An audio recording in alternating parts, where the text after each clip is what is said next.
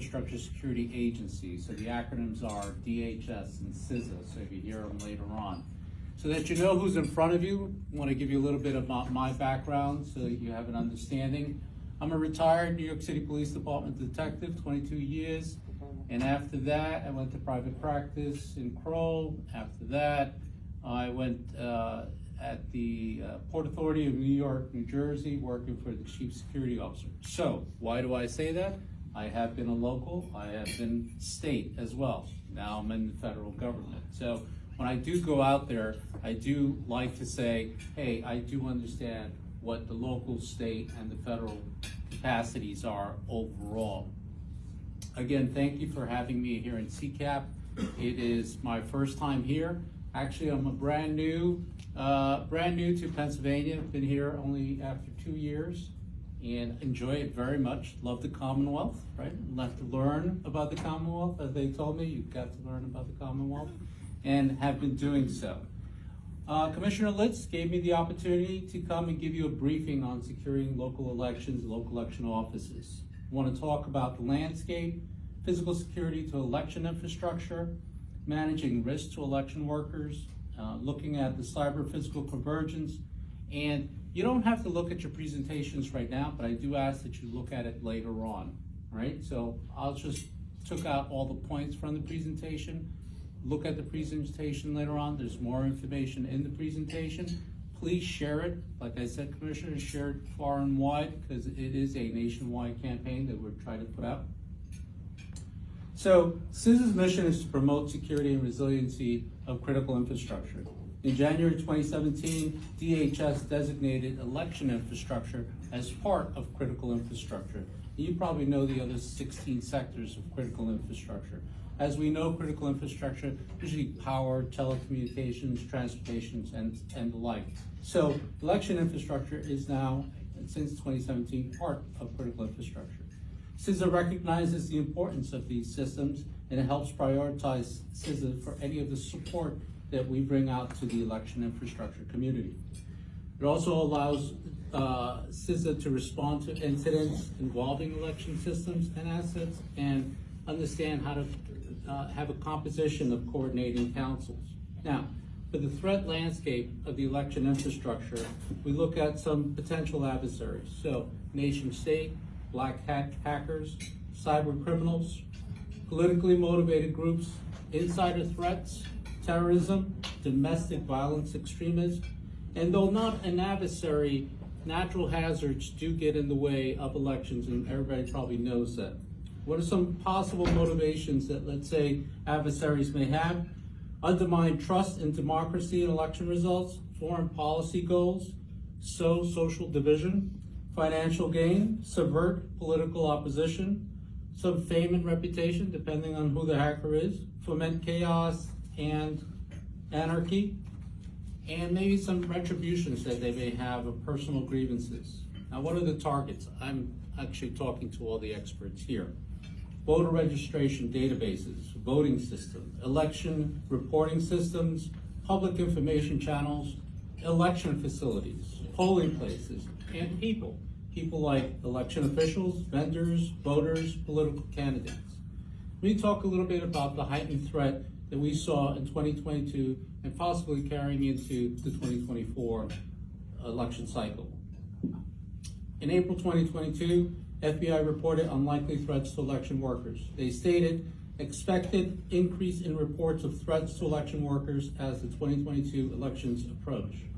In August 22, the FBI reported likely more prevalent threats to election workers in close contests. They stated the majority of threats are likely to occur in states or counties where recounts, audits, and or public election disputes occurred during the 2022 U.S. midterm elections.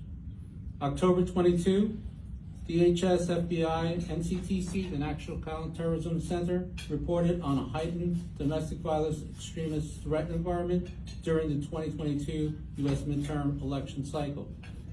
They stated election-related perceptions of fraud and domestic violence extremist reactions to divisive topics will likely drive domestic violence extremism plotting of violence during the 2022 midterm elections. Finally, May 2023, DHS, as part of the National Terrorism Advisory Bulletin, stated, in the coming months, factors that could mobilize individuals to commit violence include the perception of the 2024 general election cycle and the legislative or judicial decisions pertaining to social political issues. So obviously the landscape is charged, and it's been charged since 2022, and we are definitely looking at it into the 2024 election cycles. The Commissioner wanted me to talk about some security risks to election workers. I'm sure I am talking to a group of experts on what could possibly happen to election workers out there. And you probably have seen it, experienced it, and heard about it. But let's talk about it. Harassment and threat of violence. We ask you to remain vigilant for physical threats against election workers and train all workers on non-confrontational techniques for de-escalation. Establish procedures for election workers to document and report threats in compliance with relevant state and local laws. Report all threats to your FBI Elections Crime Coordinator in compliance with state and local reporting protocols. I will leave my information later on, and you should get to know your protective security advisor throughout the state. We can get you in touch with the FBI Election Crimes Coordinator for your particular area. So there's tons of follow-up information later on. You will have my information, but we will make sure that you get your representative so that you know them as well. Remember also about doxing, the malicious release of election officials or election workers' personal information. There's also insider threat, the potential for an insider to use their authorized access or understanding of an organization to harm that organization.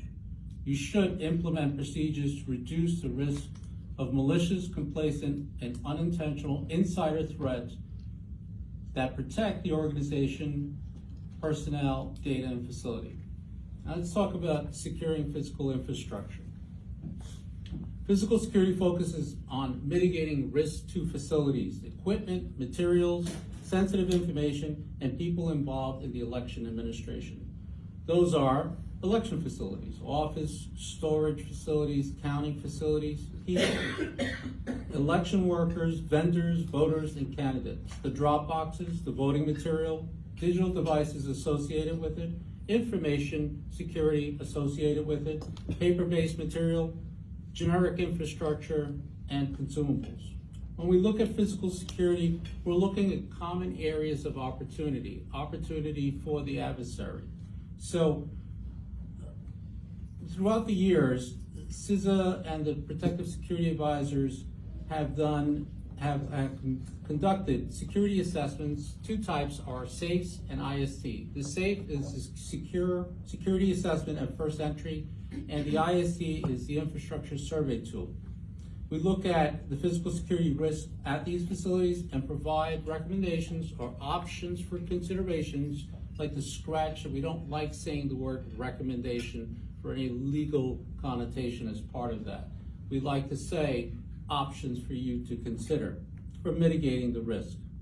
When we're looking at common areas of opportunity against opportunity for an adversary, PSAs, after conducting hundreds of assessments throughout the country, have looked at and are looking at security and resiliency planning, documentation, training and exercise, entry control systems, electronic security systems, the building envelope, information sharing, first responder interaction, and parking and standoff distances from those locations. The other thing that we also can bring, you can do both virtually or in person, is to look at some of managing some security risks through training. And part of that is the Hello and de-escalation series that we have. Let me just summarize the power of Hello. The power of Hello can be remembered in the EC acronym is OHNO, O-H-N-O. Observe, initiate a hello, navigate the risk, and obtain help. We also have a de-escalation, what I like to call radar in the acronym. Recognize the warning signs for someone on the pathway to violence. Assess if the situation or person of concern is escalating. de-escalate through the purposeful action, verbal communication, and body language. And report. Report the situation to enable an assessment and management of evolving threat. The de-escalation series was created with safety and prevention in mind to enable stakeholders to avoid harmful situations. If violence or risk of harm is imminent, always call 911. Like I said before, I used to be a cop, right? So anytime anything happens, we call 911. Nothing's different in this situation, okay? If you feel that there is a potential threat, an imminent threat, call 911. Right. A little bit about summarizing doxing. What are the potential impacts? Like many other organizations, election offices maintain digital databases of PII, personal identifiable information, and organizational sensitive information, making them potential targets for doxing attacks. Targets may be, threat actors may look at targeting critical infrastructure organizations, personnel because of grievances related to organizational activities. Some malicious actors may be motivated by harassment, intimidation, or inflicting financial damage. The threat to senior leadership can be, doxing may look at specifically targeting senior organizational leaders who may suffer reputational damage, embarrassment, loss of confidence in their leadership because of the attack. What can you do to try to mitigate the effects of doxing? Individuals can protect themselves by taking an active role in controlling the information that is shared and stored online, implementing some of the best practices as managed social media presence, security and privacy settings, part of that. Recognize spear phishing and social engineering. Install software updates, remove unwanted apps and extensions, remove personal information from public records. So when I look at some of the assessments that I've done, the first thing I go to is see how much open source is out there on you, okay? On the organization, on anyone. The more information I can get, just open source, is the same information that anyone else can get out there without even digging that very hard. So I ask that you look at what is out there on your website and give it a scrub. Do you have to have your exact number, or can you have a main number that's part of it? All right. So please look at what is online for yourself, what you promote, not just in your work environment, but in your personal environment as well. Let's talk a little bit about the cyber-physical convergence. Both digital and physical assets inherently have a risk. They can be targeted separately or simultaneously, and they can result in compromise of a system or infrastructure. Both physical and cybersecurity risk mitigation methods can be utilized in tandem to ensure comprehensive security measures. Some of the convergence that we can look at in cyber and physical is protecting sensitive assets, looking at asset control, segmentation, chain of custody process as well. When we look at the cyber physical framework, what you should be looking at is a combination of protective, detective, and recovery measures. Protective controls will be looking at security plans and exercise, controlling access, physical and digital locks, tamper evidence seals, updating software and security measures, and the use of multi-factor authentication. Some detective controls would be reviewing access and change logs, looking at audits, looking at security cameras and their review of. Again, tamper evidence seals, updating some of the software and security measures, looking at electronic monitoring systems. Lastly, look at recovery controls. What are your emergency response plans? What are your COOP, your continuity of operations, your business continuity, your disaster recovery plans? What are your routine backups and such? In your presentation has all of this information, and there's even more. There's contacts in there, and there's added resource. There's tons of added resource. Currently, in the areas that I serve Bucks, Berks in the back, Northampton, and Lehigh, and I probably will be moving into the Northeast as well. I have colleagues both in Philadelphia, the surrounding areas of Philadelphia, type grouping there, myself, the central, and obviously by Pittsburgh as well. So they are protective security advisors, there's cybersecurity advisors, there's emergency communications coordinators out there to help you along everything that we'd like to do about election infrastructure. Lastly, as I've been working on some of the assessments, I want to leave you with something. You might hear it in the future again. I would like you to think about creating a workflow diagram of your election process, okay? Because very often when I've gone out there, not just here, but in other places, I hear, well, that's how we've done it in the past. That's how we did it last time, right? So that's a practice. It's not a process or procedures. So let's try to get away from just how we did it last time in a practice. You might want to do this just like in any other work product, right? If you did an engineering project, you would look at the workflow. Now, when you create this workflow, since obviously the primaries are coming, you can have someone there taking down the notes. What is the entire workflow diagram of this? But when you do so, and any of the plannings that you do further on, you want to socialize and normalize what you're doing with public safety and security, with the IT department, with facilities and engineering, and obviously with the election officials as well. You should consider forming an election security committee or group, right? Whatever you're thinking of doing, or one department is thinking of doing, if it's not socialized across, right? So to understand what we can or can't do, what are some restrictions, what are some constraints, where do we need help? So if you're going to put something outside on the sidewalk, you really should be talking to facilities to go, do I have power out there? Talk to public safety, can we do that? And the like.